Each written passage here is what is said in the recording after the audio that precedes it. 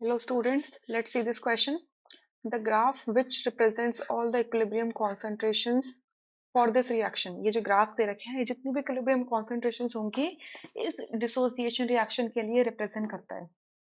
ये कह रहे हैं select the correct graph for the concentration of NO2 against concentration of N2O4.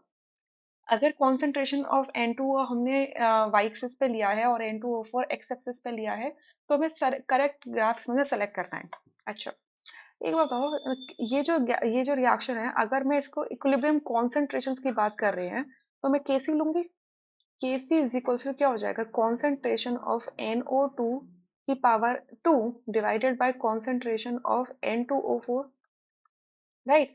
N2O को सब जगह y एक्सिस पे लिया हुआ है तो मैं इसको y लिख सकती हूँ, y का स्क्वायर अपॉन x. ठीक है, इस इक्वेशन को अगर मैं रीअरेंज करूं तो मैं क्या लिख सकती हूँ, y square is equals to k c multiplied by x. लिख सकते हो. केसी क्या है, मेरा कांस्टेंट है. केसी इज अ कांस्टेंट. तो ये जो ग्राफ है ये किससे रिजेंबल करता है, y square is equals to a x type से ग्राफ से रिजेंबल करता है. अच्छा, ये क्योंकि स्ट्रेट लाइन की इक्वेशन नहीं है तो आपका थर्ड ऑप्शन और फोर्थ ऑप्शन नहीं हो सकता, क्योंकि थर्ड और फोर्थ ऑप्शंस में आपका जो ग्राफ है वो स्ट्रेट लाइन है. बट इस फॉर्मूला के अकॉर्डिंग स्ट्रेट लाइन ग्राफ तो आ ही नहीं सकता क्योंकि इक्वेशन ही नहीं है स्ट्रेट लाइन की. तो ये कैसा आएगा, एक पैराबोलिक कर्व आएगा. ठीक है, पैराबोलिक कर्व आएगा. अब इनमें से कौन सा पैराबोलिक कर्व होगा वो सेलेक्ट करना है. देखो सिंपल सी बात है, जो y की वैल्यू है वो x पे डिपेंड करती है. अगर मैंने x की वैल्यू 0 डाली तो y की वैल्यू 0 आएगी, यानी कि दोनों ग्राफ 0 को टच कर रहे हैं. सही है. अगर मैंने y की वैल्यू 1 डाली तो x की वैल्यू क्या होगी, y की वैल्यू क्या आ जाएगी, 1 आ जाएगी. ठीक है, आ जाएगी. बट अगर मैं 1 से वैल्यू ऊपर डाल दूं, अगर मैं डाल दूं 2 डाल दूं, तो x की मैंने 2 वैल्यू ली है. x की मैंने क्या, x और y, x मैंने 0 लिया तो ये 0 आया, ये 1 लिया तो ये 1 आया.